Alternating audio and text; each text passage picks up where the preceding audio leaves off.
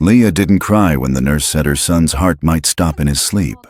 She didn't cry when they showed her the new bill either.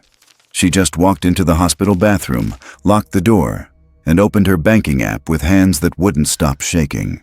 Balance, W18,000. Amount due, W9 to 800,000. Her reflection looked like someone else, a tired black woman in a Seoul hospital, hoodie over scrubs, eyes too dry to grieve properly. "If I don't find money in 7 days," she whispered, "my child dies." No metaphor, no drama, just a countdown. She pressed record on her phone, voice low. "Welcome to Soul Heart Stories, besties. If you're listening, like, share, and subscribe. Because this is the part where a black single mother marries a 77-year-old Korean tycoon to keep her son alive." She hit stop. Then she wiped her face, walked out of the bathroom, and went to sell her wedding dress. Liya watched the recording for half a second, then deleted it. No time for confessions. No audience yet. Just a deadline, and a child who trusted her more than the machines did. She slipped the phone into her pocket, splashed cold water on her face, and walked back into the corridor like nothing had cracked. Minjun was still asleep when she returned to his room. His lashes rested on his cheeks, a cartoon playing silently on the mounted TV. The beeping beside him ticked out a rhythm she had memorized too well. 7 days. She kissed his forehead, breathed in the plastic and strawberry smell of the room, then went to do the ugliest thing on her list: sell the last pretty lie she owned. The pawn shop owner didn't care that the dress was ivory, or that the lace had taken her 3 extra jobs to afford. He didn't care that she'd once thought she'd wear it for love. He held it up, checked for stains, and cut the price in half just because he could. "That's the best I can do," he said. She took the money. Pride didn't buy medication. Pride didn't stop heart monitors from flatlining. Back on the street, her phone buzzed. Unknown number. "Miss Mensa, this is Kim Foundation Legal. Unknown number. Your profile was recommended. Unknown number. We would like to discuss a proposal." She almost laughed. The timing was obscene. "Liya. Proposal for what? Unknown. A story that might save us both." They made her wait in a glass conference room with a view of the river and a bowl of fruit she didn't touch. The men came in one by one. Dark suits, polite lies pressed into their smiles. At the head of the table, Director An Seung-kyu. "Miss Mensa," he said, "you understand our situation?" She understood more than they thought. She'd read every headline, every thread. The miracle trials that weren't. The whistleblower's sudden car accident. The photos of Seo Jun-ho visiting sick children with a face that never changed. "I understand the city thinks you kill people who tell the truth," she said. The air thinned. One man shifted in his chair. Another bristled. An's fingers tightened around his pen, but his voice stayed smooth. "And what do you think?" he asked. "I think you're bleeding," she replied. "And you called me to hide the stain." She laid out her plan, not as a pitch deck, as a cutthroat. "You need a story no one can look away from," she said. "Something human, messy, morally confusing, something that makes people argue in the comments instead of agreeing you're monsters." She slid the mock headline across the table. "Black single mother marries Seo Jun-ho to save her son." "And why?" An asked slowly. "Would Chairman Seo agree to such drama?" "Because right now, he's a ghost people whisper about," she said. "They don't donate to ghosts. They don't forgive them either, but they'll watch one destroy himself for a child." A younger director snorted. "Marriage isn't destruction." "For a 77-year-old man whose enemies are waiting for him to drop," she said. "Tying himself legally to a broke, loud, black foreigner with a sick child and no power. That's a grenade." The lawyer in the corner watched her carefully. He was older, sharper, eyes taking notes on things she hadn't said. "And what do you get out of this?" he asked. She met his gaze. "My son's treatment fully covered," she said. "No press angle, no expiration date. Written in a way your accountants can't twist later." "And if we refuse?" An asked. She thought of the bathroom, the bank balance, the way her hands had trembled. Then I go to your enemies, she said. The networks, the activists. I give them a new story. Kim Foundation refuses to help a child unless the camera is on. It wasn't an empty threat. She knew how to make things trend. She knew where people's anger liked to live. For a second, An's eyes flickered. Value assessed, risk calculated. Chairman Seo read your file, the lawyer said. He would like to meet you, tonight. Is he agreeing to the marriage? She asked. He is agreeing to look you in the eye, the lawyer said. Around here, that's how decisions start. The house by the river didn't look like crime. It looked like money that had forgotten how to apologize.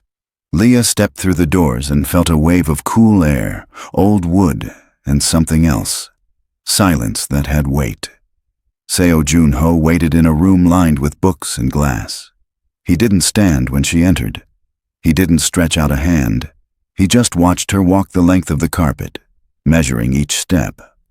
Up close, he was not the caricature the internet had built. He was smaller somehow and more dangerous. The kind of man whose presence made other people straighten their backs without knowing why. You're bolder than the last 3 PR firms they brought me, he said at last. Maybe they could afford to be polite, she replied. I can't. His gaze flicked to the envelope in her hand, the hospital bill, folded twice. Your son, he said. Min-jun. Her throat tightened. Yes, he is why you suggested marrying me, he said. No accusation, just anatomy.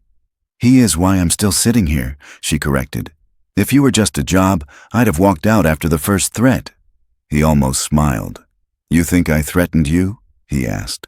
You invited a desperate mother to your house after dark, she said. That's a threat, even if it's dressed in a suit. The corner of his mouth twitched. You understand who I used to be, he said. I understand who people say you are, she said. And I understand that their opinion is the only currency your board respects. He leaned back. Sign the contract, he said. Then we can talk about opinions. When he slid the document toward her, his hands were steady. Hers were not. The clauses were worse in person. Public appearances, shared narrative, separate rooms, no intimacy required or expected, full medical coverage for Min-jun starting immediately, and one line that made the hairs on her neck rise. Clause 9. Any biological heir discovered or acknowledged during the marriage term shall become the primary beneficiary of Seo Jun-ho's foundation shares, under a trust structure jointly overseen by Seo Jun-ho and spouse. She frowned. You think someone's going to drop a secret baby on your doorstep at 77? In my world, he said, people drop worse things. Like what? She asked. He didn't answer. Instead, he placed a second folder on the table. This one black, heavier. Sign first, he said. Then I'll tell you why you're not the one who started this story. The pen waited between them. She could walk out. Let pride win. Let her son's countdown keep ticking. Or she could chain herself to a man strangers called a devil and find out why his eyes looked more tired than cruel. She signed. Ink on paper. A sound like a door closing.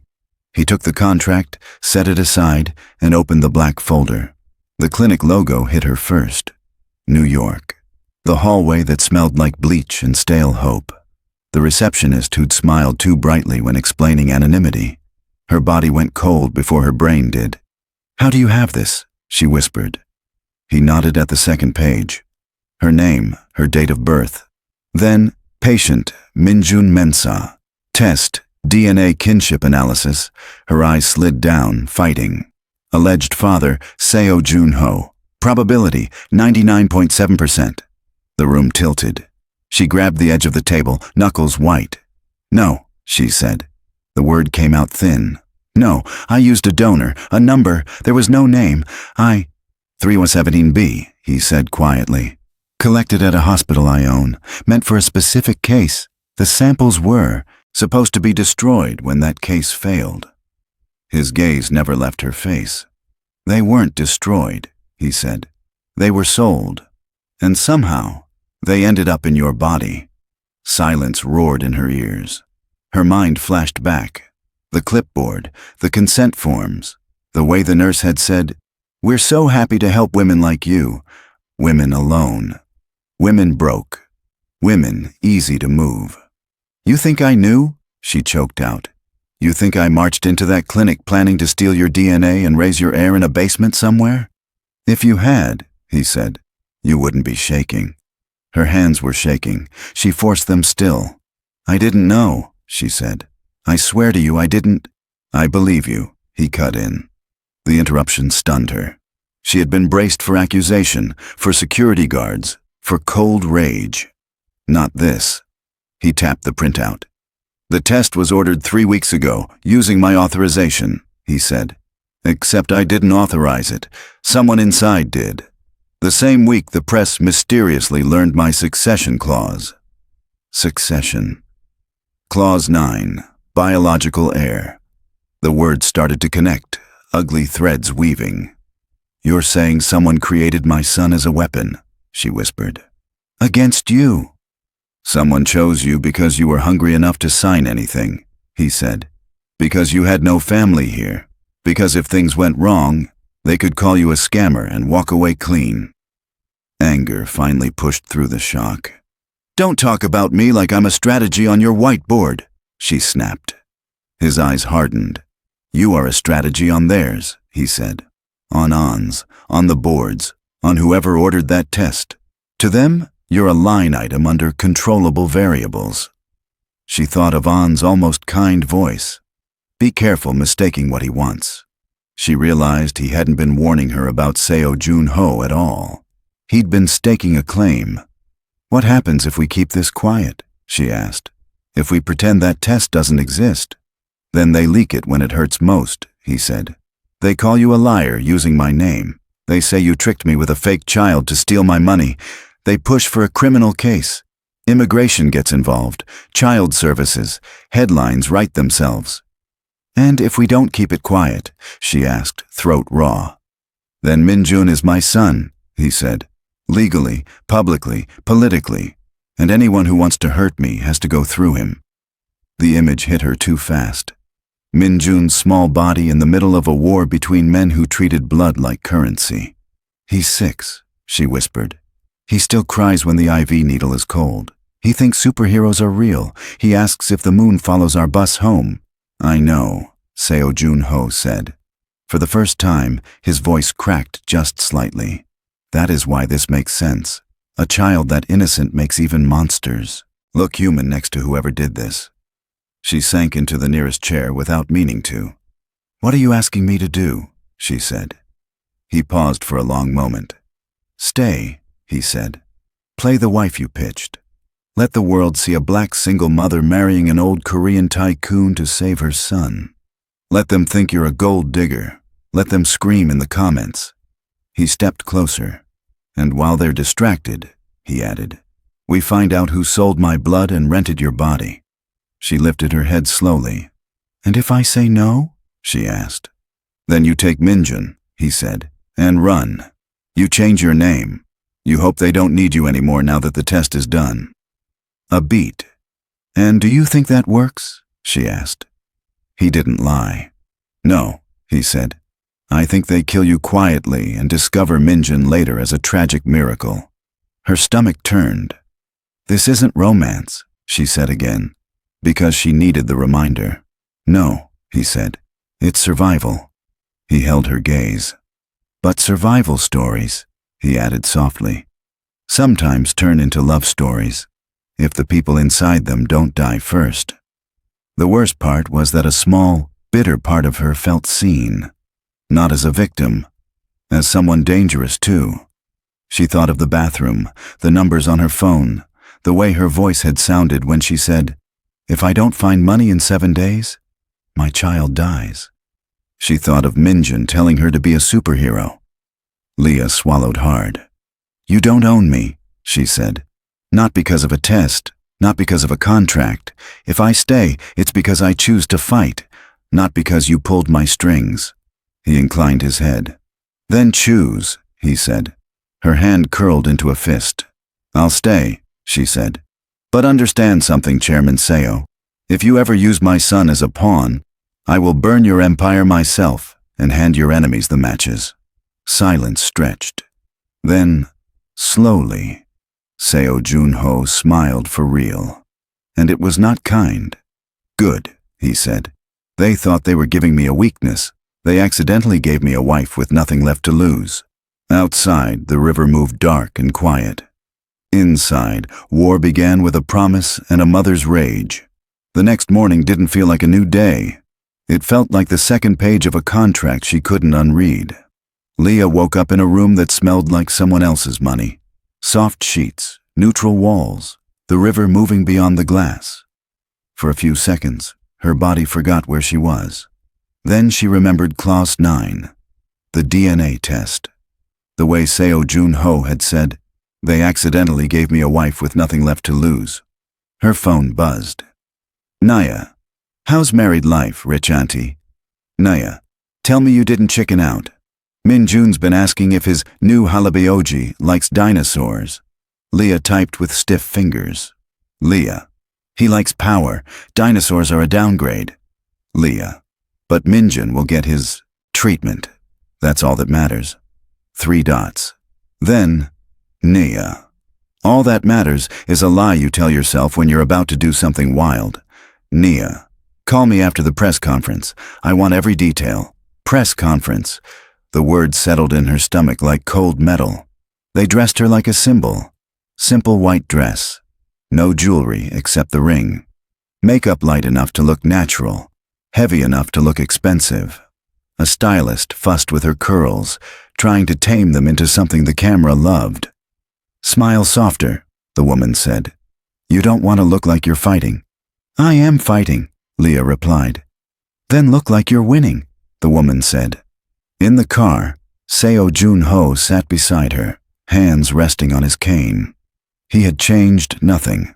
Same dark suit, same calm face. The only difference was the ring on his finger and the shadow of their new, shared secret. "You don't have to come," he said quietly. "Legally, the marriage exists with or without a press conference." "You want me invisible when the internet is busy inventing who I am?" she asked. "No thanks, I've watched that show before." He nodded once, as if he expected the answer. "Minjun?" he asked. "With Naya," she said. "At the hospital. Security at every door. If any of them turn out to be yours instead of the board's, I will start screaming before they can show ID." "Good," he said. "Paranoia is healthy." "You sound like a sticker on a therapist's wall," she muttered. For the first time, he almost laughed. "Miss Mensa," he said, "no therapist would accept me." "Same," she said. They didn't talk after that. The building where the press waited was already surrounded when they arrived. Cameras, phones, people holding signs, some accusing, some pleading, some just hungry for spectacle. The car door opened. Noise hit like a wave. "Chairman Seo, over here. Is it true? Did you force her? Is she forcing you?" Liya stepped out, the flash of cameras painting her in staccato light. "Keep breathing," she told herself. 7 days, then years, then maybe a life. A man with a microphone pointed at her. "Miss Mensa," he shouted over the crowd. "What made you say yes to a 77-year-old man with your son's life on the line? Was it love or money?" She could feel every eye on her. The obvious answer was love, the easy one, money. Both felt like lies. She took a breath and let the anger sharpen her tongue.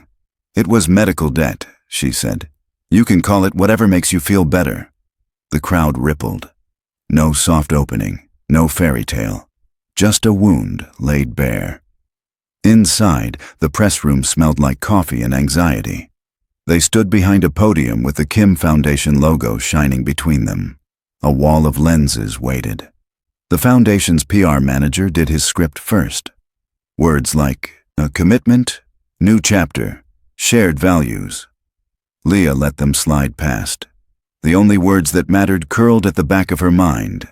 Biological heir, probability 99.7%, weapon. "Now, Chairman Seo will say a few words," the manager finished. Junho stepped up to the microphone. "Thank you for coming. he said. No smile, no warm grandpa act. Just that steady calm that made everyone lean forward. You all know who I used to be, he began. Some of you made careers telling my story for me. The room stilled. This wasn't the script they'd approved. You called me a gangster, a shadow, a necessary evil, then an old man trying to buy forgiveness with hospitals and scholarships. He shrugged once. You were not entirely wrong. Liya watched the board members at the side. Their faces tightened. But today, he said, I am here as something you never wrote about, a husband and a father. The room erupted. Questions, shouts, flashing lights. Liya felt the floor tilt even though she'd known he would say it. Knowing didn't soften the impact. He raised a hand. The noise dipped. I married Liya because she is brave enough to stand here with me, he said. Because she is honest enough to tell you that this arrangement benefits us both. I have power. She has a son who needs it. There is no shame in that exchange. The shame belongs to a system where a child's survival depends on who their mother can convince. Liya blinked.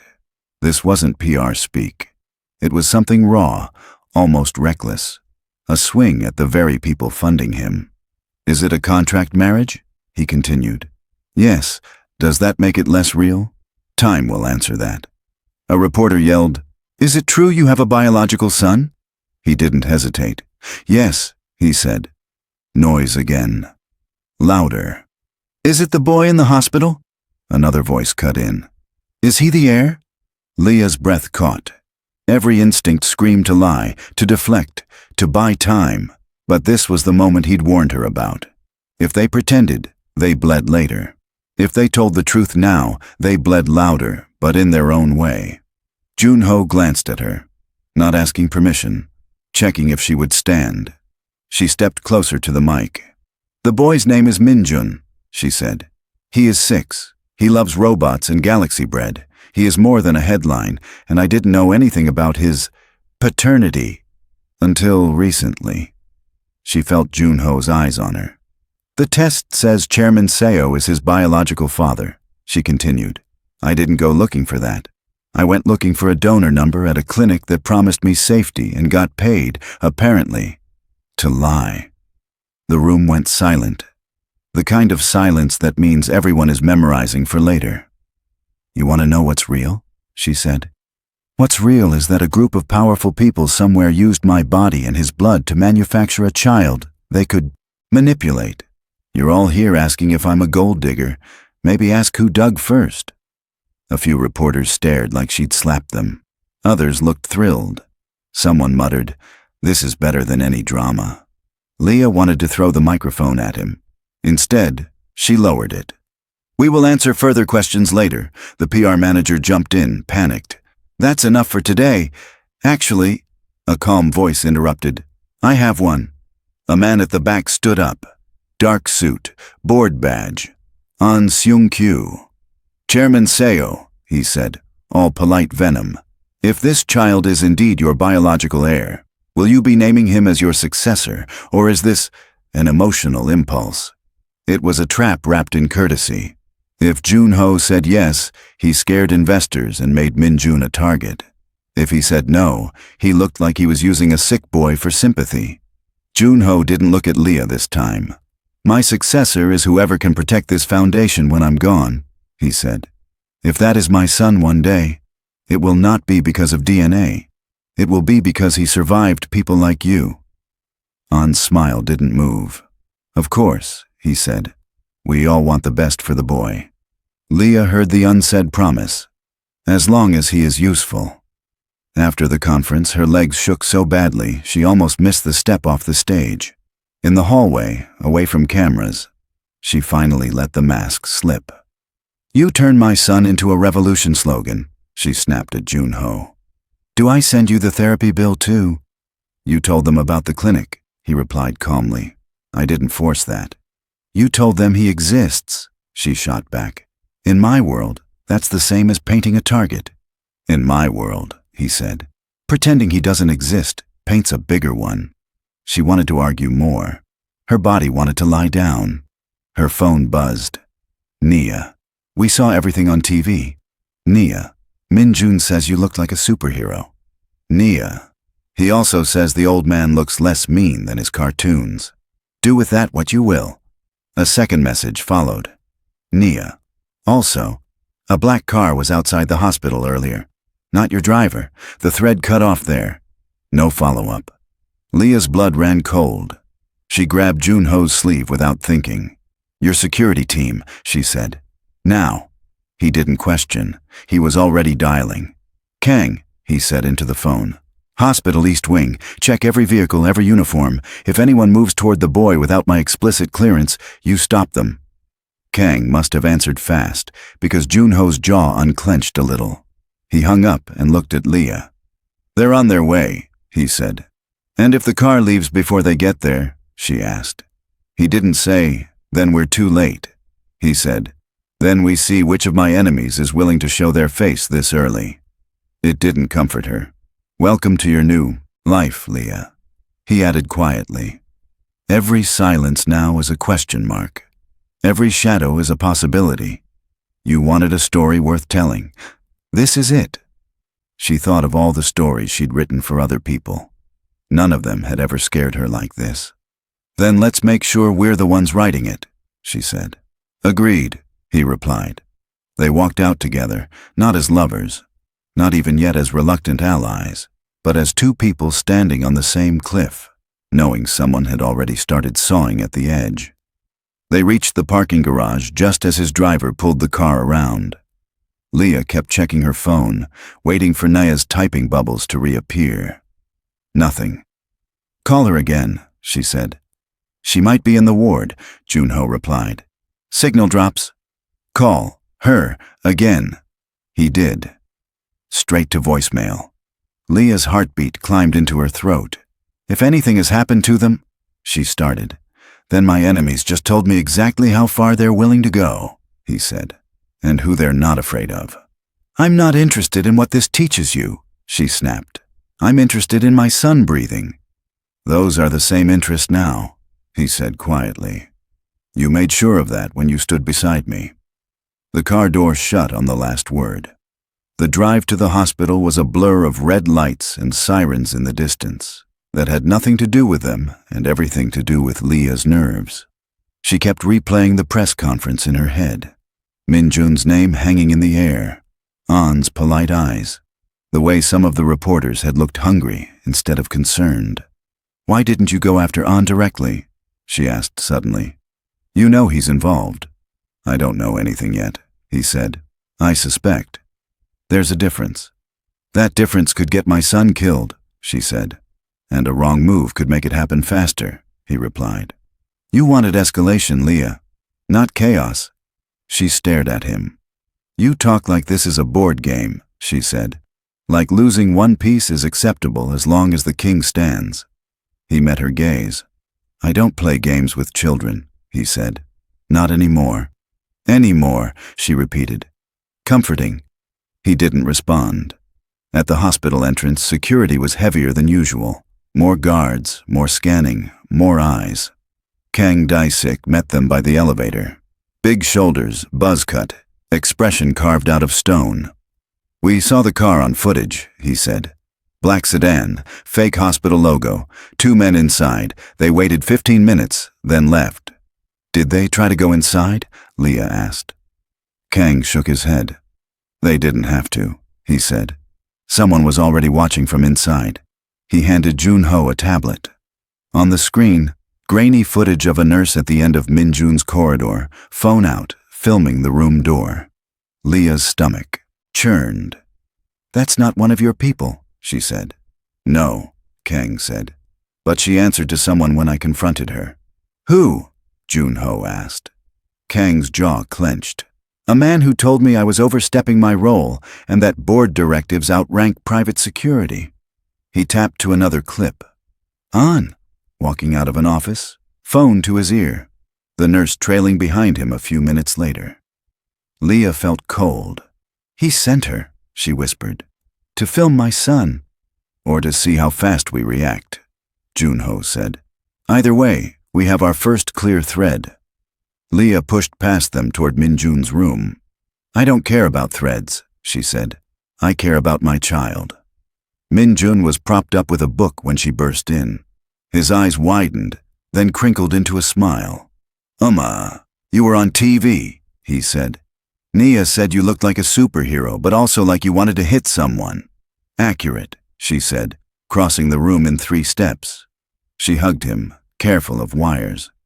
Can you breathe? She asked. Yes. Anything hurt more than usual? Just my feelings when nurses talk like I'm not here, he said. She laughed once, too sharp. Your mother lives for drama today, Liya said from the corner, trying to lighten the air. She's married, famous, and terrifying. I'm proud. Liya looked her over. You're okay? She asked. Liya nodded. Security came fast. Big guy with scary eyebrows, she said, jerking her chin toward Kang in the doorway. He made the nurse cry just by staring at her. Kang didn't deny it. We'll move them, he told Junho. Different floor, different wing. Only our people around. And the nurse? Liya asked. Suspended pending investigation, he said. But don't worry. She's small fish. I worry about anyone who thinks my son is content, Liya said. Small fish can bite too. Min-jun tugged her sleeve. He whispered. Is this because of the old man on TV? She swallowed. Yes, she said honestly. Some people don't like him, so they're trying to use us to hurt him. That's dumb, Min-jun said. If they hurt us, you'll be angry. Angry moms are scarier than old men. Everyone in the room went quiet for a second. He wasn't wrong. Later, when Min-jun slept again and Nia went home to shower, Liya and Junho stood at the window watching the city blur into lights. You saw what they're willing to do, she said. Film my child. Sit in a car outside his hospital like they're waiting for a signal. Yes, he said. So what now? She asked. More press conferences. More polite lines. No, he said. Now we make them move faster than they planned. She glanced at him. How? Pressure, he said simply. The kind they can't ignore. He turned from the window. You offered them a story, he said. We're going to make it more expensive than they expected. Spell it out, she said. No riddles, no metaphors. He held up 3 fingers. 3 fronts, he said. Public, private, and personal. She waited. Public, we keep controlling the narrative, he said. Every time they leak something, we answer with something uglier that drags them in. Like what? She asked. Like the fact that an internal board member sent a nurse to record a sick child without consent, he said. Media loves abuse of power more than old gangster stories. Private? She asked. We start digging quietly, he said. Clinic records, money transfers, whoever ordered that DNA test. The board thinks they're the only ones who know what happened 6 years ago. They're wrong. And personal? She pressed. He paused. Personal is you, he said. And me. How far we're willing to go. She didn't like the sound of that. I already married you, she said. My line is pretty far out. Mine isn't, he replied. Yet. He stepped closer. You need to understand something before we go any further, he said. There will be a point where this stops being about survival and becomes about revenge. If you want to get out, it has to be before that. Why? She asked. Because once we cross that line, he said, people don't just lose money or positions. They lose things they can't get back. Like what? She asked. Family, he said softly. Friends, the parts of themselves that still sleep at night. She thought of Liya, of Dr. Han, of Min-jun's trust. I already stopped sleeping, she said. So I guess I'm halfway there. His gaze lingered on her. We'll see, he said. A few days later, the first real hit came. Not at them, but at someone they needed. Dr. Han was called into a disciplinary meeting. She didn't come back to work. Liya heard about it from a nurse with shaking hands. They said she violated confidentiality, the nurse whispered. They said she shared patient information with outside parties. Outside parties like who? Liya asked. The nurse's eyes flicked to Liya, then away. Like the Kim Foundation, she said. Realization sank in. They're cutting off anyone who helps us, Liya murmured. It wasn't random cruelty. It was strategy. Isolate, then corner. She told Junho that night, pacing his office. They're punishing her for telling me about your program, she said. For putting your name in my mouth. Yes, he said. They're sending a message. We decide who gets close to him, not you. You don't sound surprised, she said. I'm not, he replied. This is how men like An operate. They don't strike the head first. They test the nerves, see who flinches. Well, I'm flinching, she said. Are you happy? No, he said. But I am relieved. Relieved, she repeated. They just ended an honest woman's career and you're relieved? It means I was right about where the rot starts, he said. Now we know which branch to cut. Anger surged through her. You talk about this like pruning a tree, she said. These are people's lives. Yes, he said quietly, including yours and Minjun's, which is why I can't afford to be sentimental. She hated that a part of her understood. I want to hit them back, she said. Hard, now. You will, he said, but not with anger alone. He slid a file toward her. What's that? She asked. Dr. Han's personnel record, he said, and the memo ordering her discipline, signed by An. We're going to make the public care about her before they can erase her. How? She asked. You told me once that people don't trust saints, he said, but they fall in love with sinners trying. Let's introduce them to a doctor who broke rules to help a foreign child, and a board that destroyed her to hide their own sins. Liya picked up the file. For the first time, revenge didn't sound like a fantasy. It sounded like work. Work she knew how to do. All right, she said. Let's bleed them. Seo Junho smiled without joy. Welcome to Act 2, he said. The pressure. They didn't attack with guns or threats in dark alleys. They attacked with emails. 3 days after Dr. Han vanished from the hospital schedule, Liya opened her inbox and saw them piling up. Regarding your residency status. Notification of audit. Kim Foundation sponsorship review. Reminder. Outstanding balance. Due immediately. They're coming from every direction, she muttered. She sat at the long dining table in the river house, laptop open, coffee untouched. Papers fanned out around her like losing lottery tickets.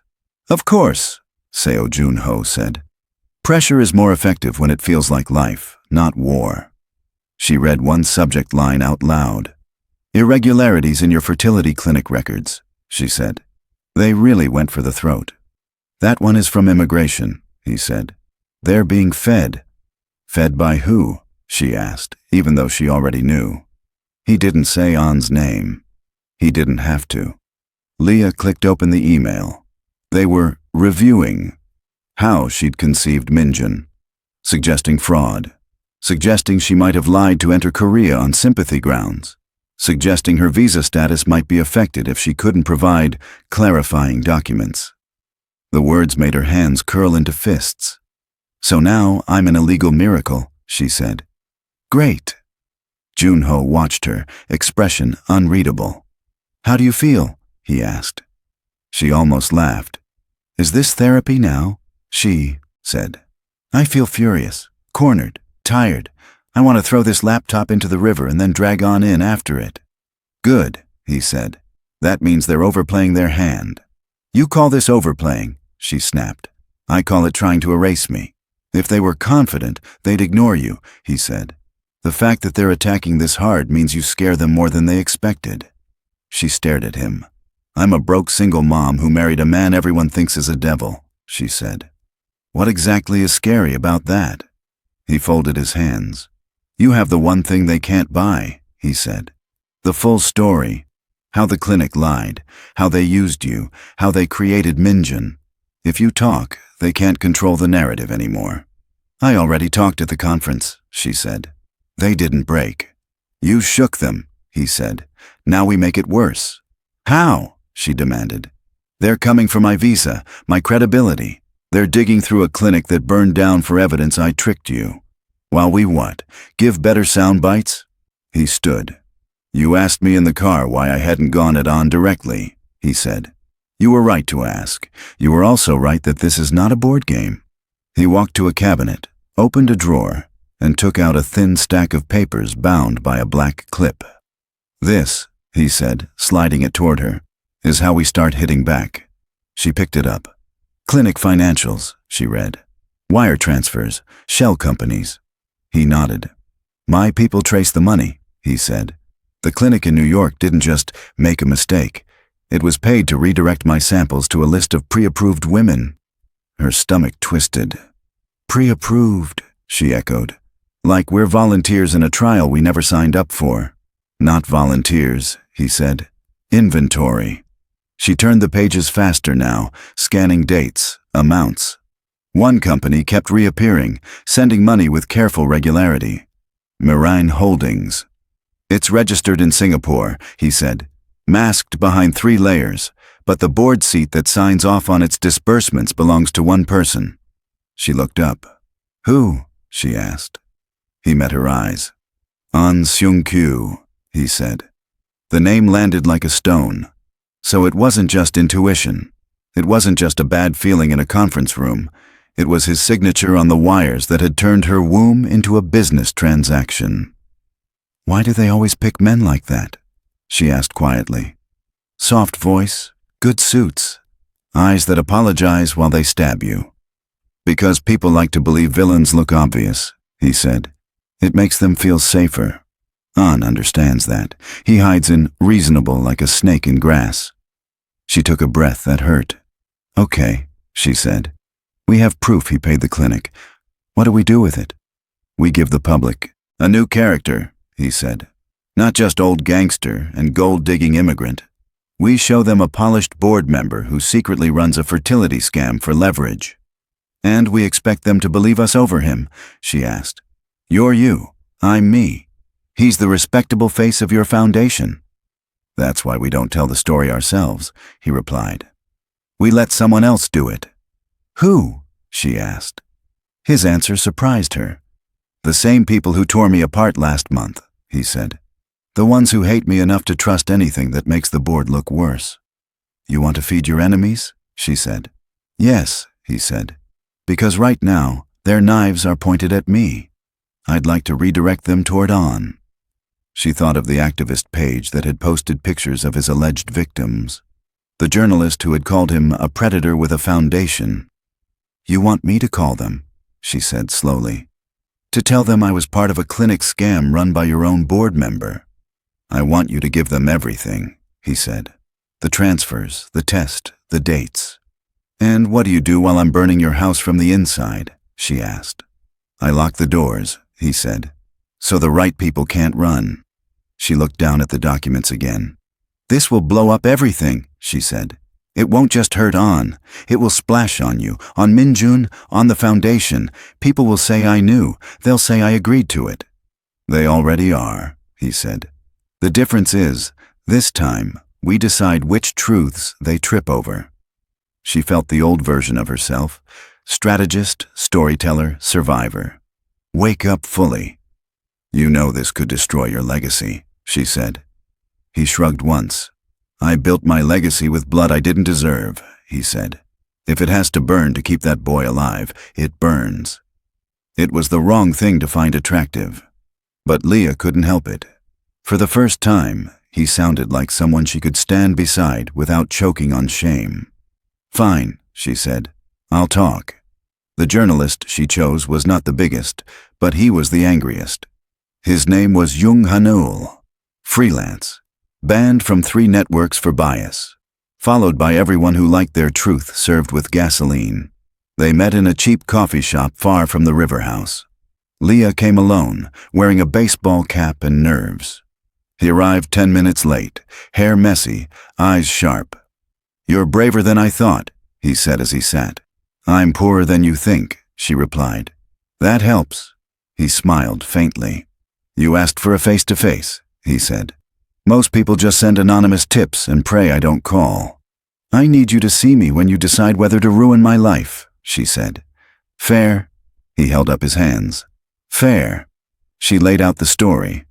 Not everything. She kept Minjun's details small, his face off the table. But enough.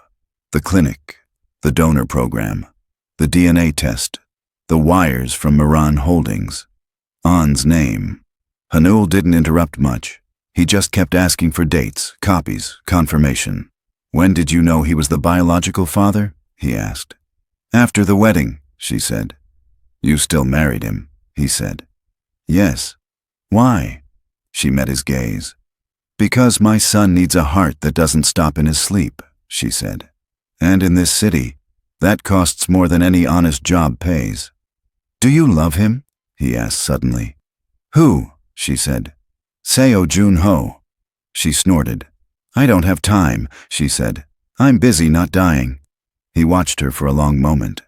You know I won't protect you in this, he said. If I publish everything. I'm not asking for protection, she said. I'm asking for war. And why give me this? He pressed. Why not protect your husband? She swallowed the word like a bitter pill. Because your enemy is also his enemy, she said. Because the board is willing to use my child as leverage. And because monsters who know they're monsters are easier to predict than men who think they're clean. He sat back. You talk like a strategist, he said. I used to be, she replied. Now I'm just a mother with good instincts. He looked at the documents again. This is big, he said. Bigger than your marriage.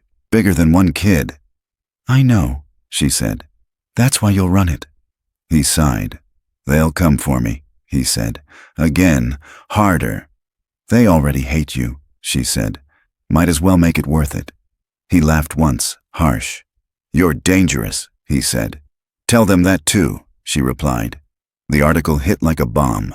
Headlines: Fertility Fraud, Kim Foundation, Board Member Funded Illegal Donor Scheme, Black Single Mother, Sick Child, and a Billionaire's Stolen DNA, Who Really Owns Seo Jun-ho's Heir? Within hours, hashtags shifted. Your gold digger Liya turned into Stolen Mother. Monster Chairman into Whois Director Un. Talk shows dissected every sentence. Some people still called her a liar. Others called her a victim. A few called her a hero. The important part was that they were no longer looking just at her. They were looking up at the board. Inside the foundation, panic tasted like coffee and curses. Liya watched from a corner of the boardroom as An tried to keep his voice smooth. This is an attack, he said. Fabricated documents, emotional manipulation. We must respond with a united front.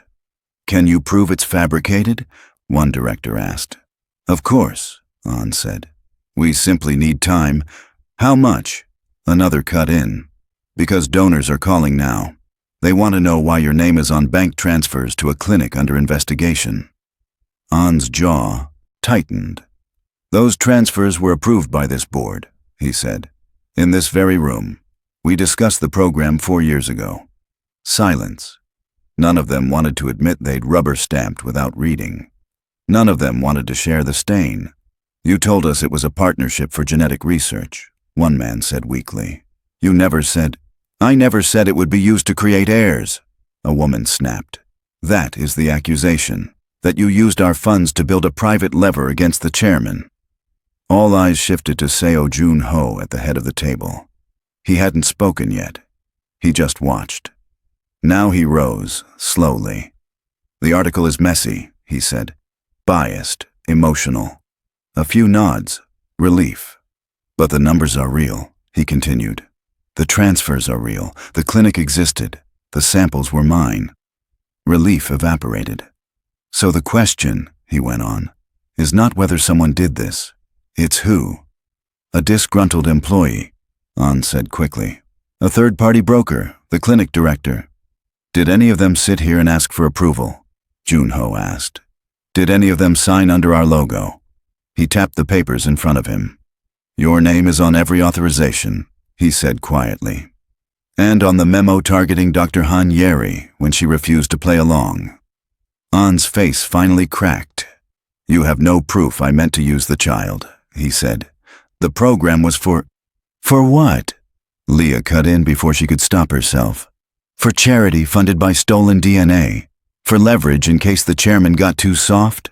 An turned on her. You have benefited from this more than anyone, he hissed. Without that program, your son would not exist. The sentence hit her like a slap. It was true.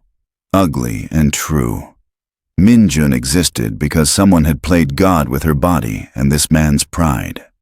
And without that program, she replied, voice low, you wouldn't have a weapon to point at my head every time I breathed too loud. Enough, one director muttered.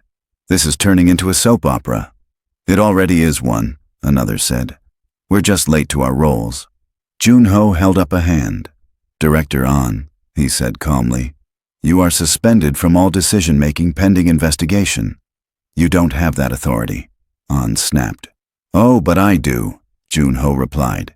You gave it to me when you insisted I sign the succession clause alone. Remember, you argued that a strong hand was necessary to reassure investors. A few board members tried not to smile. Effective immediately, Junho continued. Your access to internal systems is revoked. Security will escort you out. An stared at him. You're letting a woman and a blogger turn you against your own man, he spat. You're letting them use your guilt like a leash. Junho didn't blink. I don't feel guilt, he said. I feel rage, and if I have to choose between you and the boy you tried to manufacture, I choose him. An looked like he wanted to say more. Instead, he laughed. Once. Sharp. You think this ends with me, he said. It doesn't. Your old chairman, sentimental. You've forgotten how much blood it takes to run this place. When they come for you, remember I warned you. He turned to Liya. And you, he said, eyes cold. You are not a heroine. You're a mistake we turned into an asset. Assets get written off. Security stepped in. He didn't resist, but his gaze promised more. The door closed behind him. Silence washed the room. Meeting adjourned, Junho said. One by one, the directors left, avoiding Liya's eyes. When they were alone, she exhaled shakily. That was satisfying, she said. Like ripping off a scab. Painful, but you can't stop watching. It was necessary, he replied. Satisfying comes later, if we live. You really suspended him in front of everyone, she said. I didn't think you'd do it. I told you, once we start, there's no halfway, he said. He made the first move on you. This is just a reply. She sat on the edge of the table. Is this the part where we celebrate? She asked. Because I don't feel lighter. I feel like the floor just shifted. It did, he said. When a man like An loses visible power, he reaches for invisible kinds. Friends in government, old favors, secrets. You say that like you're impressed, she muttered. I'm wary, he corrected. Impressed is for audiences. Wary is for survivors. She stared at the closed door. He said, I'm not a heroine, she murmured. You're not, Junho said. She shot him a look. Thanks, she said. You're better, he replied. Heroes die for effect. You're not dying for anyone. Except maybe Minjun, she said. That's not dying, he said quietly. That's refusing to live without him. The distinction lodged somewhere deep. That night, Liya found Nia sitting on the floor of her small apartment, surrounded by printouts. You look like you're planning a crime, Liya said. Technically, I'm planning content, Nia replied, but the effect is similar. On the coffee table, headlines and comments covered every inch, screenshots of the article, clips from the press conference, threads from women sharing their own clinic horror stories. You're everywhere, Nia said. Half the city thinks you're a liar. The other half thinks you're Joan of Arc. And you? Liya asked. Nia shrugged. I think you're my best friend who's been dragged into a war she didn't start, she said. So I printed out the battlefield. She pointed at 3 piles. This is the Liya is trash side, she said. Racist comments, misogyny. Go, back home, all that. Liya grimaced. This is the Liya is a queen side, Nia continued. People who see you as the brave mother exposing evil. They'll love you until you make one move they don't understand. And this? Liya asked, tapping the smallest pile. That, Nia said, is the interesting one. People who don't like Seo Jun-ho don't trust the board and don't fully believe you either, but they can't stop watching. Why are they interesting? Liya asked. Because they're not fans, Nia said. They're not haters, they're invested. They're the ones who'll stay even when the story gets ugly, as long as it feels real. Liya sifted through a few comments. If this is true, the board is worse than him. I don't know if she's lying, but the money trail isn't. Everyone's dirty. I just want to see who bleeds first. They sound exhausted, Liya said. They sound like you, Nia replied. Tired of fairy tales, hungry for consequences. Liya sank back. I don't know how to be anyone's symbol, she said. I barely know how to be a functioning adult some days. Good, Nia said. Symbols are boring. You just have to be honest enough to hurt and messy enough to be believed. Liya closed her eyes. Am I doing the right thing? She asked.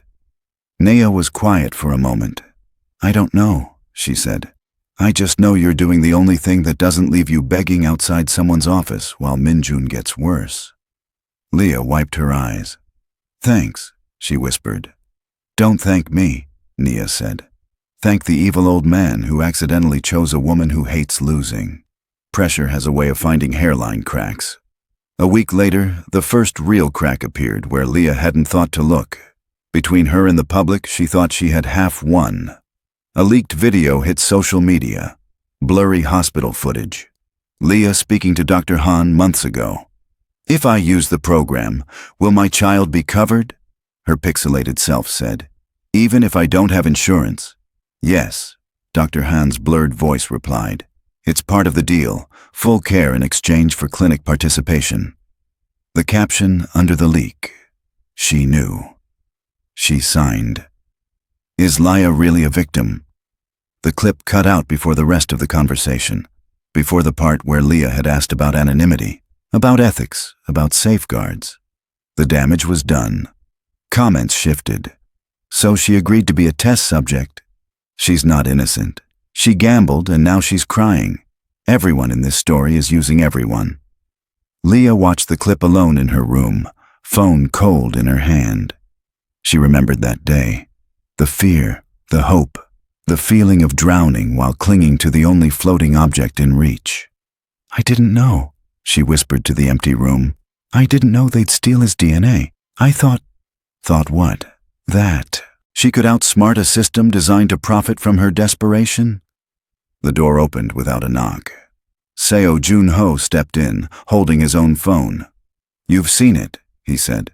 Of course, she replied. It's my favorite new horror movie. It's cut, he said. There's more. I know, she snapped. I was there. He studied her. Do you regret it? He asked quietly. Using the program? She said. Or having Minjun? You know which one, he said. She took a long breath. I regret living in a world where that was the only option that didn't involve watching my son die before he was born, she said. Does that answer your question? Yes, he said. He came closer. This is how they operate, he said. They don't need to invent lies. They just trim the truth until it bleeds the way they want. I can't explain this away with a thread, she said. People see what they want. Then stop talking to the ones who decided already, he said. Talk to the ones still deciding. Like who? She asked. Everyone's picked a side. Not Minjun, he said. Not Nia. Not the nurses who saw An's discipline order.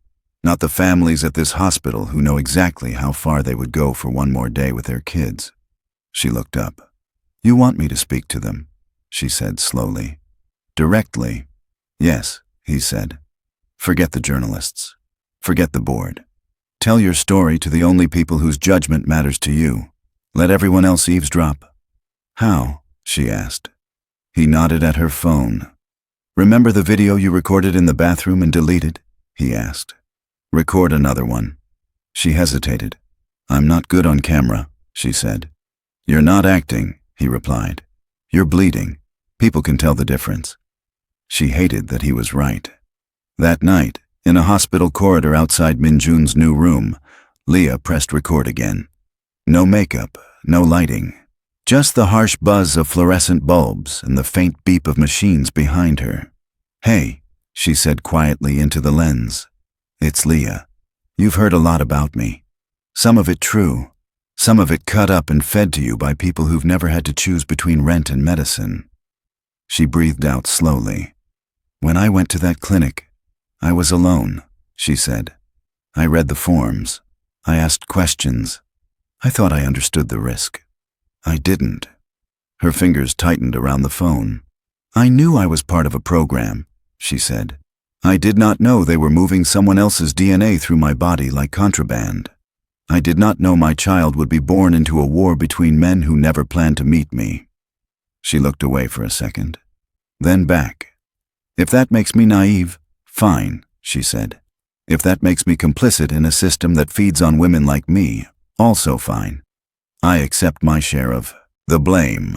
But don't you dare let the men who designed it pretend they're victims now."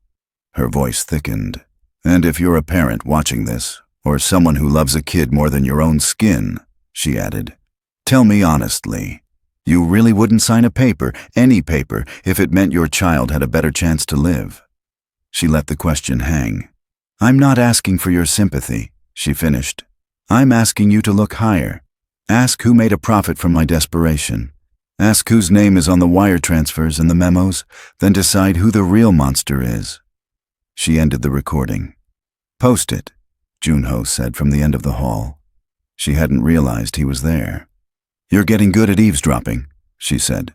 "Occupational hazard," he replied. She hesitated for only a heartbeat, then hit upload. The video didn't fix everything, but it shifted something. Comments poured in. Some still called her foolish. Some called her brave. Some shared their own stories about signing forms they barely understood because the alternative was unthinkable. This wasn't redemption. It was complexity. And complexity kept people watching. Pressure was doing its work. On them, on everyone. They were all being squeezed toward a breaking point. Act 3 was waiting. Pressure doesn't warn you when it shifts into breaking. It just finds the weakest point and pushes. It was 2:13 a.m. when Liya's phone rang. Her body woke before her mind, already braced for bad news. The only people who called at that hour were hospitals and ghosts. "Hello?" she whispered. Static. Then Nia's voice, too calm. "Don't panic," Nia said. Liya sat up straight. "Where is he?" "ICU," Nia said. "He had an episode. They stabilized him, but they had to intubate. He's sleeping with machines now." The room spun. "I was there 2 hours ago," Liya said. Her voice sounded far away. "He was fine. He was joking about robots." "I know," Nia said. "That was before his heart forgot its job." Liya was already grabbing her hoodie, her keys, nothing else. "I'm coming," she said. "Don't let anyone touch him unless they show you their soul, not just their badge." "Already yelled at 3 nurses," Nia said. "Hurry." The line went dead. Liya didn't realize she was shaking until she dropped her phone. In the car, the silence was different from all the others. Heavier, unforgiving. "Say it," Liya snapped, staring out the window. "Say this is what you warned me about. Say this is the cost." "I'm not a prophet," Junho said. "I didn't see this coming." "You saw something," she said. "You talked so calmly about consequences, about people losing things. I thought you meant careers, reputations. You knew it could be him." "I always knew it could be him," he said quietly. "That's why I agreed to any of this." She turned to him. "If he dies," she said, "there's no story, no revenge, just a woman who sold herself to a devil for nothing." He met her gaze. "If he dies," he said, "I burn this city until there's nothing left to inherit." It wasn't comfort. It was a promise to hell. Hospitals at night have their own kind of darkness, not the absence of light, the presence of things that don't sleep. Liya walked down the ICU corridor feeling like she was underwater. Every beep was too loud. Every white coat looked like a threat. Minjun lay in a glass box of a room. Tubes, machines, his chest rising and falling with help. He looked smaller without his voice. Naya stood at the foot of the bed, arms wrapped around herself. "Arrhythmia," she said softly. "His heart just misfired. They're adjusting the meds." Liya pressed her palm to the glass. "Can he hear me?" she asked. "Maybe," Naya said. "Talk anyway." Liya swallowed. "Hey, baby," she whispered. "You picked a dramatic night to take a break, huh? I thought I was the one who loved chaos." Her breath fogged the glass. "Listen," she said, voice breaking. "You don't get to leave now. I married a 77-year-old man for you. Do you understand the level of commitment that is? You're not allowed to ghost me." Her laugh came out wrong. Behind her, the machines hummed on. She felt a presence at her back. "Can they stabilize him?" Junho asked Naya. "They don't know yet," Nia said. "They're changing the protocol. They want to try a device next, expensive, not covered by normal insurance." Liya turned. "Say the number," she said. Nia named it. Liya didn't react. Her capacity for shock had broken days ago. "Fix it," she said to Junho. "It's already authorized," he said. "My people are pushing the paperwork." "Not fast enough," she said. "Nothing is fast enough." He didn't argue. He just stood there, an old man looking at a small boy whose existence had ripped his world open. For a second, he looked fragile. Then his phone buzzed. He checked the screen, frowned. "What?" Liya demanded. "Ah," he said. "Or whoever's running his account now." He showed her the message. "Even if the boy dies, the trust rules don't change. We will still have to deal with what you did." Attached, a photo, grainy, taken through glass. Liya's heart dropped. It was Minjin in the ICU bed, tubes and all. A message written in pixels. "We can touch him without coming near you." Blame the rage that hit Liya then had no words. "You showed them where he is," she hissed at Junho. "You dragged cameras into his life. You turned him into a symbol. Now they're using his coma for leverage." "They already knew where he was," he said. "The photo was taken before we got here, before the episode." "That makes it better?" she snapped. "Congratulations. The bullets were loaded yesterday instead of today." Naya put a hand on her shoulder. "Liya." "No," Liya said. "Let me say it. I married him to save Minjun. I walked into his house. I stood on his stage. I let him tie my son to his blood. And now look." She pointed at the bed. "This is the cost," she said. "This is the price of playing in his world." Her voice caught. "You think I don't blame myself?" she whispered. "You think I don't replay every decision and wonder where I could have chosen small instead of big?" She turned back to the glass. "I should have stayed invisible," she said. "Found a quiet charity. Begged, borrowed, stolen. Anything but this." "You would have run out of time," Junho said. "You don't know that," she snapped. "I do," he said. "Because I've watched children die on waiting lists while their parents clung to pride. It's quieter than this. Less public. The grief is the same." She flinched. "Don't talk like you're the expert on losing children," she said. "You never had one." He was silent for a long time. "Once," he said. "A long time ago, there was a girl." Liya almost told him to stop. He continued anyway. "She was 20, he said. She loved stupid boys and expensive clothes. She also loved me, because I made sure her boys stayed scared and her clothes stayed paid for. She called me uncle, even though she knew we weren't blood." The story tasted old. "One night she called me from a club," he said. "Said some men were bothering her. I told her to leave, to go home. She laughed, said I was paranoid." His hands were steady, but his voice wasn't. "They found her in an alley 2 hours later," he said.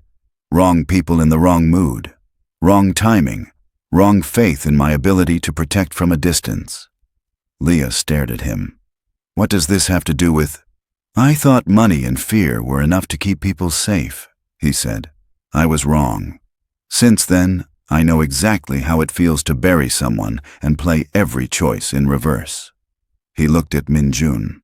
"I also know I am not burying him," he said. Liya swallowed.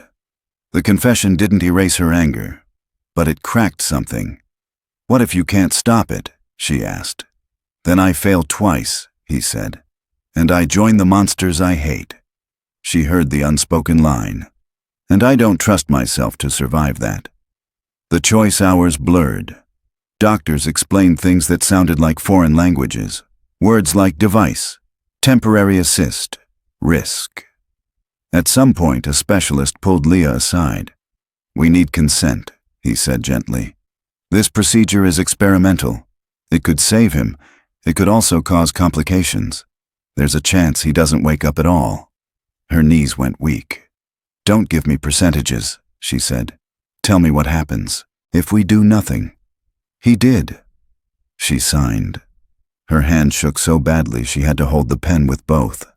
You're making the right call, the doctor said. There is no right call, she replied. There's just the one I make and the ones I'll regret forever. She found Junho by the vending machines. He looked out of place there, like a king in a supermarket. It's happening, she said. They're taking him in. He nodded once. I'll stay, he said. You better, she said. If he doesn't come back, I want you here when the world ends. He didn't take offense. I wouldn't run from that, he said. She stared at him. Why do you care so much? She asked. You didn't grow up with him. You didn't sit through every fever and needle. He's your blood on paper, but he's my life. He considered his answer. Because someone used me to hurt you, he said. And because you're the first person who has looked at me in years and not flinched away or bowed. You negotiated with me. You cursed me. You threatened me. You made me feel human. She didn't know what to do with that. Don't owe me humanity, she said. Owe him time. He nodded. Deal, he said. They weren't allowed in the room. They watched through glass again. Liya's nails dug crescents into her palms. She lost track of how long she stood there. At some point, Naya wrapped an arm around her. At another, Kang brought coffee that went cold in her hand, untouched.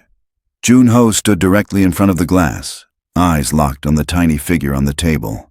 No one spoke. Inside, hands moved. Machines beeped. A monitor spiked, dipped, leveled. Liya silently made deals with every god she'd ever heard of, and a few she invented on the spot. You can take my work, my passport, my name. Just leave the boy. Time stopped meaning anything. When the door finally opened and the doctor stepped out, Liya nearly collapsed. He's stable, the doctor said. The words hit like air after drowning. Device is in, he continued. It's helping the heart rest. We got him back when we needed to. Back? Liya echoed. He left. A few seconds, the doctor said. But he's here now, and we intend to keep him. Tears came that she hadn't been able to summon before. She grabbed the doctor's hands. Don't let them cut his life short for politics, she said. If anyone tries to adjust his care for reasons that aren't medical, they'll answer to me first, the doctor said. Then to him. He nodded at Junho. For the first time, Liya saw respect in a stranger's eyes when he looked at the old man. Not fear, not awe, just a recognition that power, used correctly, kept machines running. Minjun's brush with death changed the air between Liya and Junho. It also changed the board's strategy. The next blow came where it always hurts most. Trust. A file arrived at the river house, hand-delivered, no return address. Inside, printed screenshots of chats between An and... Liya's stomach dropped. And me? She said. They were her messages. Except they weren't. Lines she had never written. We can use him, you know. Old men fall easier when you promise them legacy. Once Minjun is on the trust, I don't need Seo anymore. Dozens of them, crafted with her rhythm, her slang, her frustration, forged. She's smarter than she seems, one from An read. Desperation makes people creative. The timestamps, she said. They match days I texted Naya. Days I texted you. Someone cloned your number, Junho said, or altered the backing data. He looked at her. You know I don't believe these, he added. Do you? She shot back. He held her gaze. No, he said. If you were using me, you'd do it better. A huff of disbelieving laughter escaped her. "That's your standard?" she said. "Too sloppy to be a real betrayal." "Yes," he said. "I've seen real betrayal. It's never this loud early." Despite everything, a small piece of ice inside her melted. "They're going to leak this," she said. "They're going to say I plotted this from the clinic, that I seduced you, that Minjun is a con." "Yes," he said, "and some people will believe it. Do you have any idea what it feels like to be called a scam over and over until you start wondering if maybe you were?" she asked. "Yes," he said again, and his voice was so quiet, she almost missed it. She looked at him. "They've called me many things," he said. "Gangster, murderer, parasite. Some of it true, some of it useful. After a while, you start curating which insults you allow into your bones." "And which ones are those?" she asked. "The ones that come from people who know me," he said. "Not from men like An." She folded the papers. "What do we do with this?" she asked. "We let them think it worked," he said. She frowned. "What?" "We let the leak happen," he said. "We let them show the world proof that you're using me. And then we show something that hurts worse." "Like what?" she asked. He hesitated. "Like a confession they never wanted seen," he said. "Whose?" she asked. His eyes hardened. "Mine," he said. The idea made no sense at first. "You want to confess to crimes," she said. "Now?" "Not to everything," he said. "To enough." "That's insane," she said. "It's necessary," he replied. "They're building a story where you're the mastermind and I'm the old fool. We need to change the genre." "To what?" she asked. "To a tragedy," he said. "One where I'm the one who did unforgivable things, and you're the one who dragged me toward something cleaner." She paced. "You do realize tragedies don't end well," she said. "They end honestly," he replied. She stopped. His face looked older than 77 in that moment. Not in weakness, in exhaustion.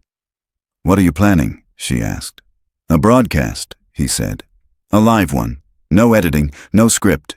Just me, telling the parts of my history they've tried to weaponize, naming names, including my own."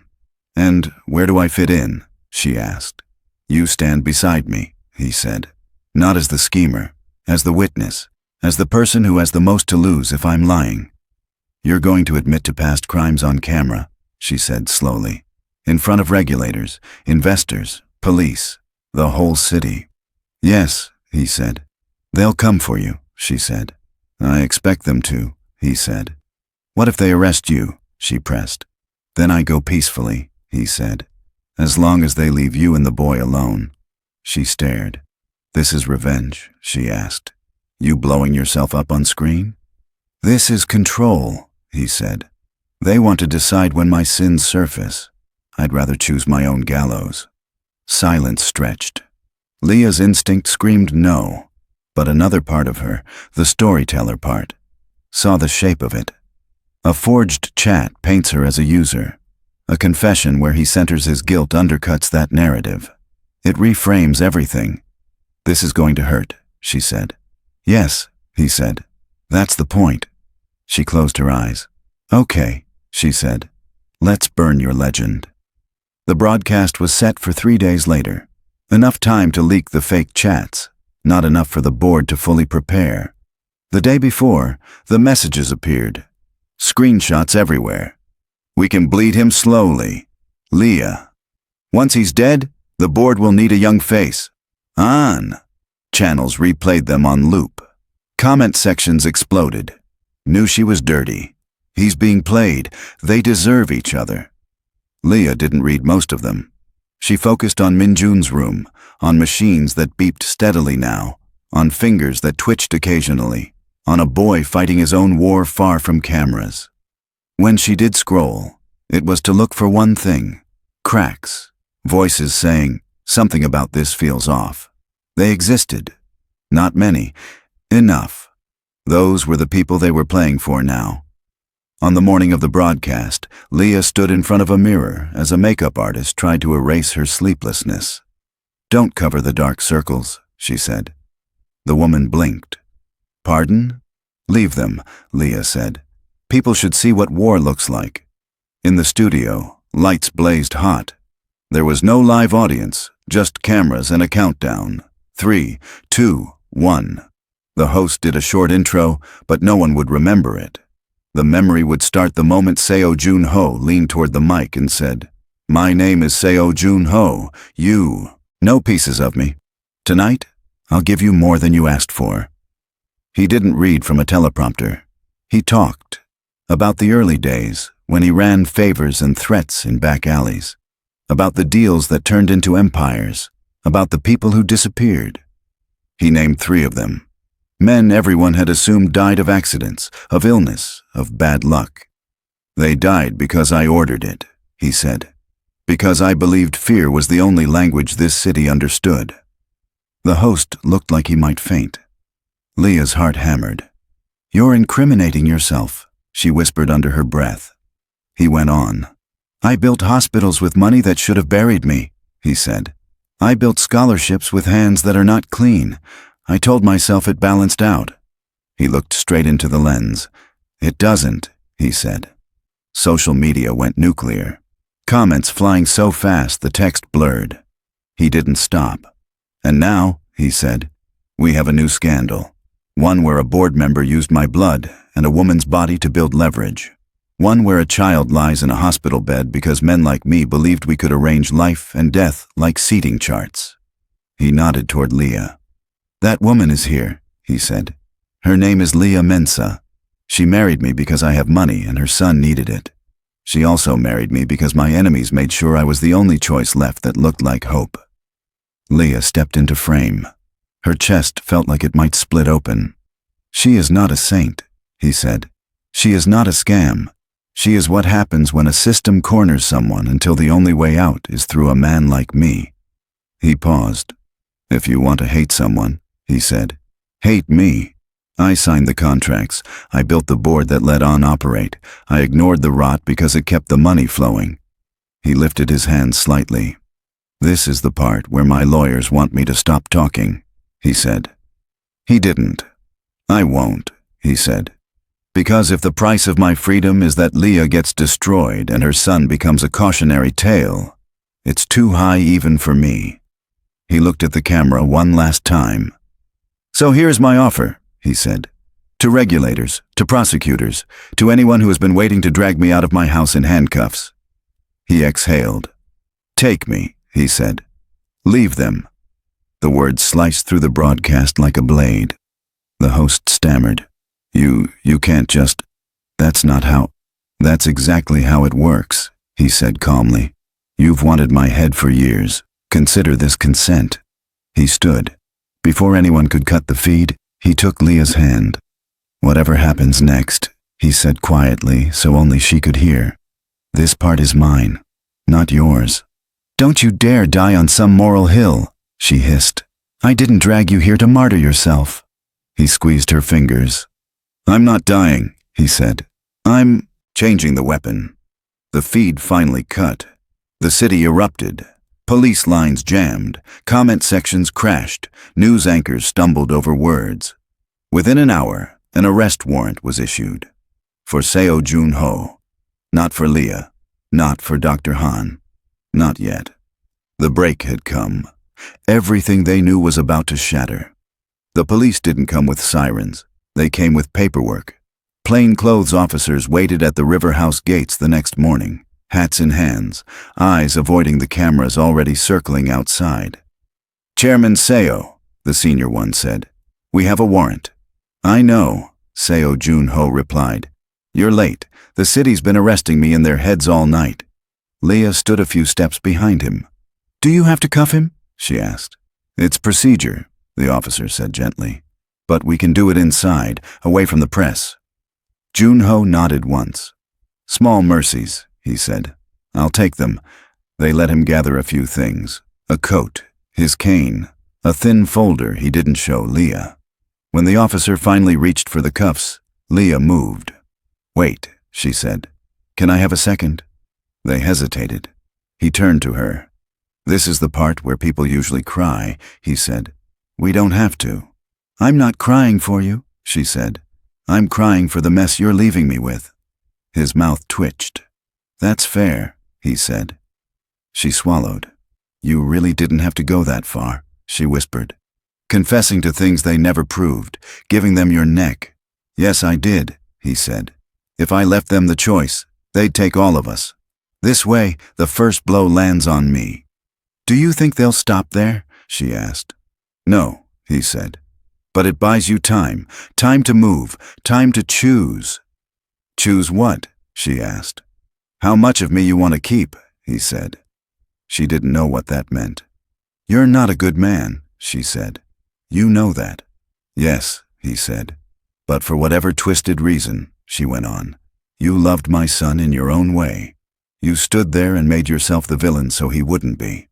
"For whatever twisted reason," he echoed. "You looked at me and didn't flinch. That is more terrifying than prison." She almost smiled. "Come back," she said suddenly. "Don't just disappear." His eyes softened. "Survive this," he said. "Then we'll see what come back means." The cuffs clicked around his wrists. He didn't resist. As they let him out, cameras flashed. The city had wanted this image for years. The old Tycoon, hands bound, walking toward a car he didn't own. Some cheered. Some watched in stunned silence. Liya watched with something worse than either: ambivalence. In the days that followed, the world did what it always does with big stories. It split them. On one channel, pundits debated whether his confession was genuine or a noble performance. On another, commentators argued about whether Liya's tears in the ICU were real or strategy. None of that mattered beside Minjun's bed. The boy slept on, kept alive by machines and medication, and a mother who refused to leave long enough to remember what rest felt like. Sometimes, when the nurses weren't looking, Liya pressed her forehead to his hand and whispered brutal little prayers.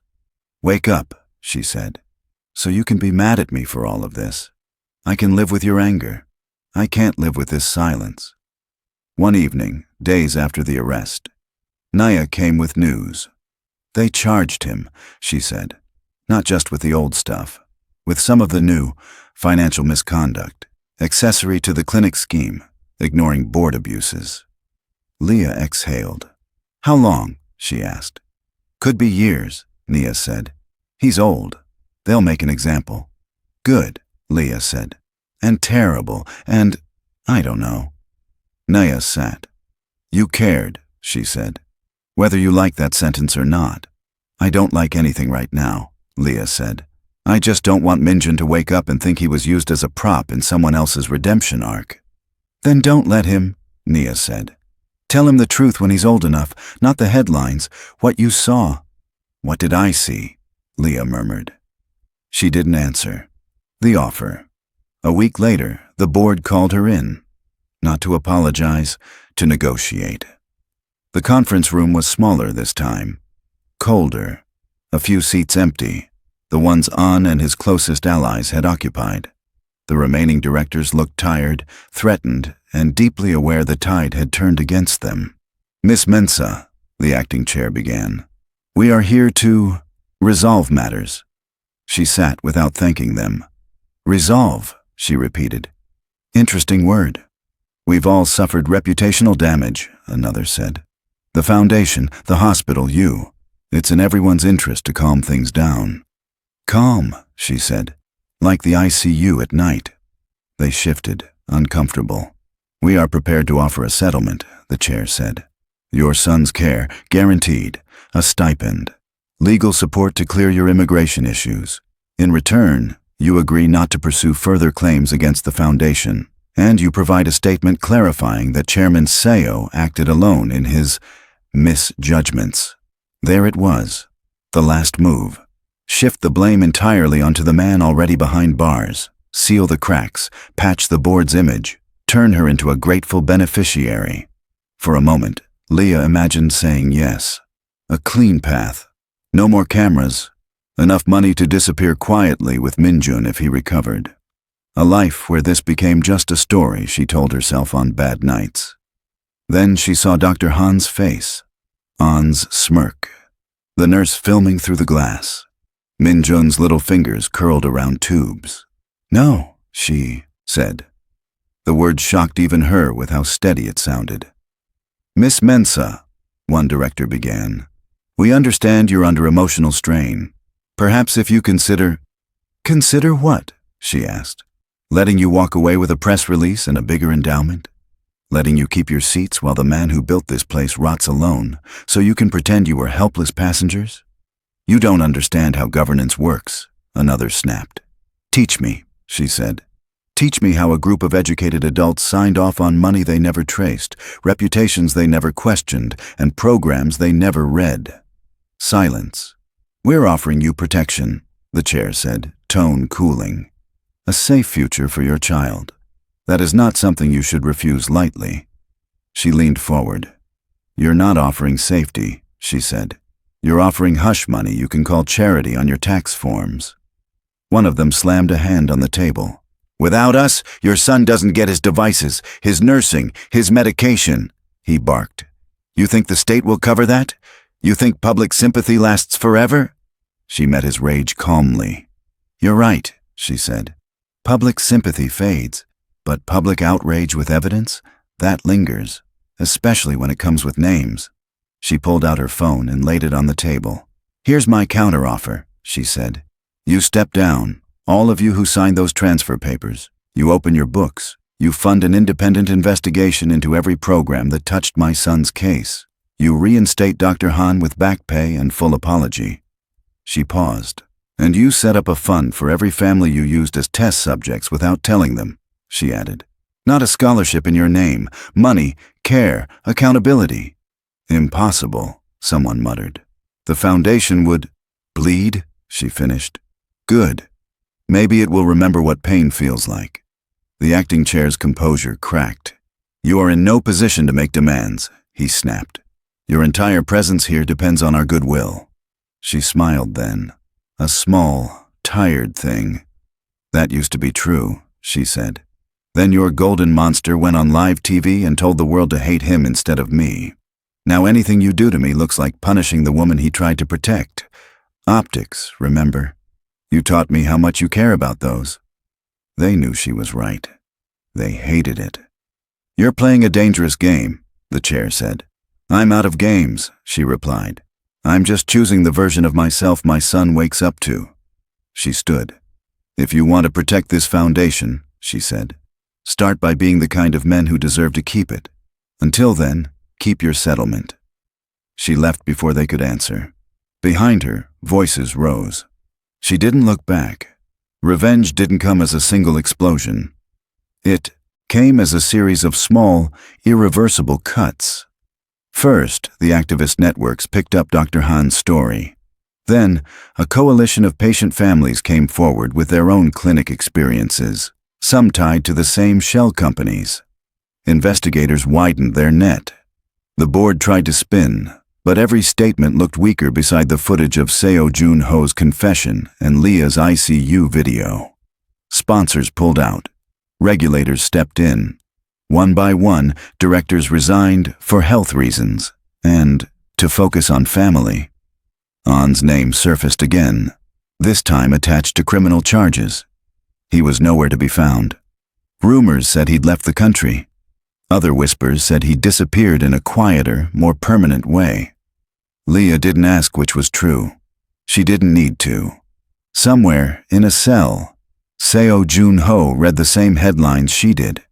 She didn't send him letters. Not yet. Some days, she felt a sharp, hot satisfaction when she saw unfamiliar names taking over the Foundation's website, their glossy bios replaced with interim notices and audit updates. Other days, she just felt tired. Revenge, it turned out, didn't heal. It just made sure the wound wasn't one-sided. The boy who woke up Minjun woke up on a Wednesday afternoon while a cartoon played on mute. Liya had been half asleep in the chair beside him, neck twisted, dreams full of courtroom echoes. "Uma," a hoarse voice whispered. She jerked upright. His eyes were open. She stared, afraid to blink in case he vanished. "You took too long," he said, trying for a smile. She laughed and sobbed at the same time. You took too long, she shot back. I married a scary old man for you. The least you could do is stay conscious for it.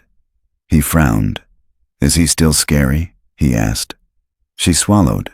He's busy, she said, helping us in his own strange way. Is he my dad? Minjun asked. The question landed like a stone.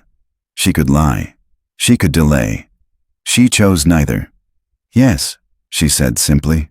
Biologically, the way cells work, being a real dad is more complicated. We're figuring it out. Minjun thought for a moment.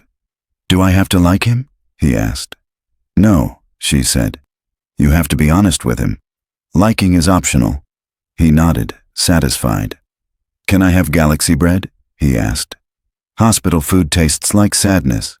She laughed again, really laughed, the sound shaking dust off the corners of her lungs. Yes, she said. We owe you a whole galaxy. The visit. It was months before she went to see Seo Jun-ho. Prison visiting rooms look the same everywhere. Hard chairs, thick glass, the smell of shared regret. He looked smaller in gray, but his eyes were unchanged. You took your time, he said. I was busy keeping your air alive, she replied. He nodded. And he's annoying, she said. Stubborn, too smart, asks hard questions. That sounds like someone else I know, he said. She looked at him through the glass. Why did you really confess like that? She asked. No PR answer, no strategy. He considered. Because somewhere along the line, he said, I stopped wanting to die as just a rumor. That's it, she said. And because when I watched you fight for him, he added, I remembered something I didn't like about myself. What? She asked. That once, a long time ago, I decided some people's lives were worth more than others, he said. Yours proved me wrong. She didn't know whether to thank him or curse him. So what now? She asked. You sit here. I raise him. The board tries to pretend none of this happened. Some of them will succeed, he said. Some won't. Time will sort that. And us? She asked. The question slipped out before she could stop it. He gave a small, sad smile. You have a life to build, he said. One where my name isn't the first thing people know about you. You're part of it, she said. Whether I like that or not. Yes, he said. I am. By design and by crime. He leaned closer to the glass. Tell him the truth when he asks, he said. All of it. The worst parts too. That his father ordered people killed, she said bluntly. That he built hospitals with dirty money. That he let men like An grow. Yes, he said. And that when the time came, he chose to stand between a boy and the bullets meant for him, even if those bullets were made of law and opinion. She exhaled. He wants to meet you one day, she said. When he's stronger, when I decide I won't punch you on sight. I look forward to both, he said. She laughed once.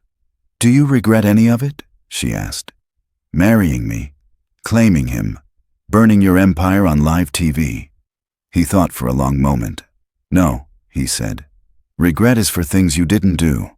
I did everything. She nodded slowly. Good, she said. I'd hate to think I ruined your life by accident. You didn't ruin it, he said. You redirected it. The ruin part I did myself.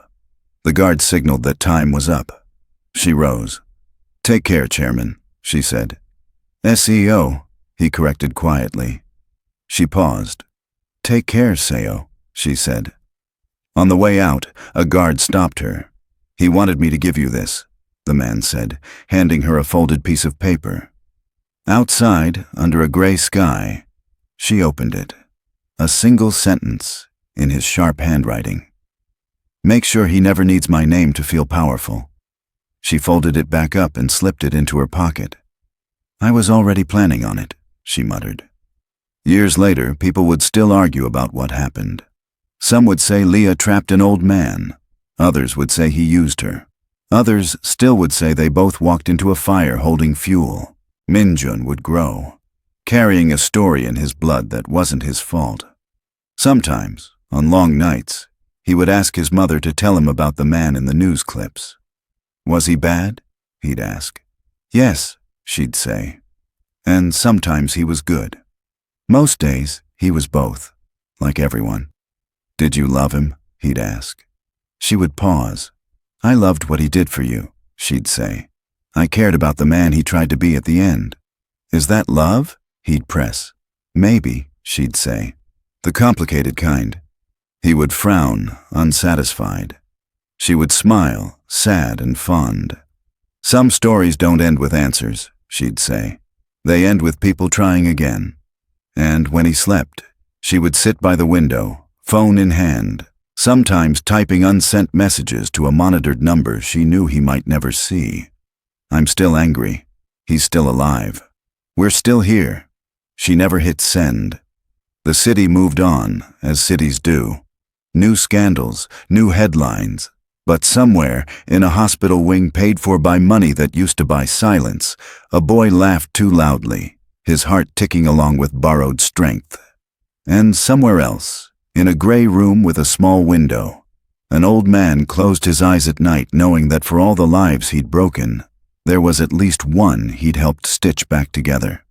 Not neatly, not cleanly, but enough. No one got a happy ending. Just a fragile, hard-won continuation. The final scene didn't explode. It sat quietly. Liya at Minjun's bedside, reading a story she wrote herself. His hand in hers. Machines soft in the background. Her voice low. We don't get to choose how we come into the world, she murmured, brushing his hair back, or whose mistakes make us. But we can choose what we do with the hurt. She closed the book. Sleep, she whispered. Tomorrow, we fight a little less and live a little more. He squeezed her fingers once, half awake. He mumbled. Are we winning? She watched his face, the faint scar on his chest, the rise and fall that had once stopped. We're still here, she said. Sometimes that was the only victory anyone got. And for tonight, it was enough.